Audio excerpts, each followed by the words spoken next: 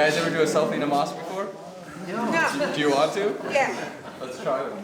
Ready? Say hi. Say cheese. You're going to take a tour of a mosque, a masjid, which is like any other American mosque, where people come to submit to their God. You're going to go through and see different aspects of Islamic culture.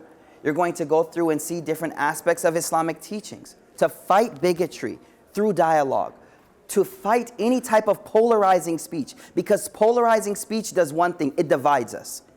It divides us as Americans. And Americans, we are known for what? Diversity, diversity, diversity. That's who we are. We are not a monolith.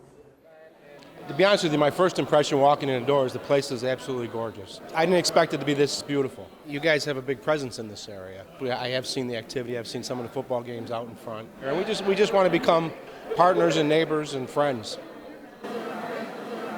I've never been to a mosque before. There's been a lot of misrepresentation of Muslim people, and I think it's very unfair. So I was excited to come and learn more myself. There's a lot about Islam that I didn't know, especially about all the different prophets, how they're significant.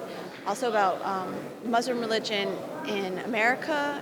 But with Columbus coming from Spain, it is very, very likely that a lot of people on his ships happen to be Muslims. In addition to that, slavery in West Africa is the closest portion to America itself. And West Africa was widely populated by Muslims. Their masters thought they were uneducated because they didn't know the English language. They didn't know the European dialect. However, they actually were, some of them were scholars of Islam, some of them were teachers, some of them were politicians, some of them were even princes. What I'm presenting is poetry in Islam. Me as a poet is something that is dear to my heart.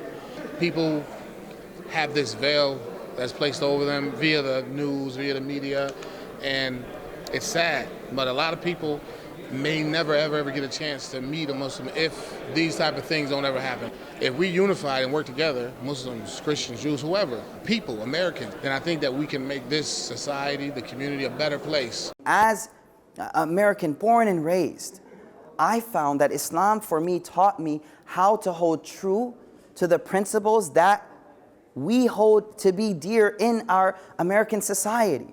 For a Muslim, just to pick up something from the ground, we're taught in our religion is a form of charity. Just to smile at someone, a form of charity. I was a former journalist, and I really believe in exploring and finding out the answers to things. Some things you hear about Muslims are cultural from where they come from. They're not necessarily their religion, and I think that's important to remember. And the food is beautiful. This is much more depth than we expected, and to be able to speak firsthand to people that are knowledgeable and articulate and capable has been a real treat. And this artwork is reminiscent of the Arabic culture, and my wife is an artist, so we're very impressed with the piece, and we're buying it. We're thrilled. We're meeting the artist who's behind us too. My name is Zaman. I'm from Buffalo, New York, and my parents, they're originally from Bangladesh. You could call it calligraphy, which is basically calligraphy and graffiti mixed together. We plan on stopping in for 10 or 15 minutes. We've been here over an hour. This well exceeds our expectations.